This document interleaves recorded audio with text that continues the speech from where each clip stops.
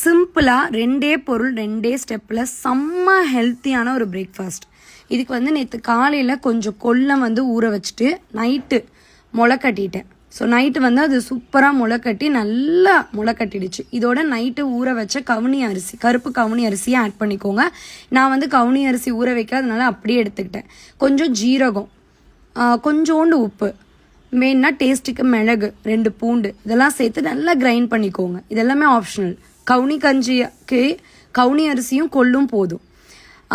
இதை வந்து குக்கரில் ஒரு டம்ளர் எடுத்துக்கிட்டா 2 டம்ளர் தண்ணி இல்லை 3 டம்ளர் தண்ணி ஊற்றி 3 விசில் வைத்துக்கிறேன். ஃபைபருக்கு இன்றைக்கி வந்து வேல்யூ ஆடடாக நான் வந்து பப்பாளி பழம் எடுத்துக்கிட்டேன். பப்பாளி பழம் தோல் சீவும் போது நிறைய பப்பாளி வேஸ்ட் ஆகுது அப்படின்னா நீங்கள் அப்படியே தோலுடைய மேலே இருக்கிற லேயரை மட்டும் சாப்பிடுங்க. அப்புறம் வாட்டர் இன்டேக்குக்கு 2 லிட்டர் ஆட் ஆன் பண்ணிட்டேன். 3 விசில் விட்டு எடுத்தால் செம்ம டேஸ்ட்டாக கவுனி அரிசியும் கொள்ளும் சேர்த்த ஒரு வெயிட் லாஸ் ட்ரிங்க் ரெடி.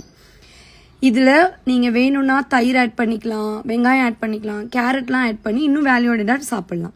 இது அவ்வளோ ஹெல்த்தியாக இருக்குது, முக்கியமாக ஃபில்லிங்காக இருக்குது.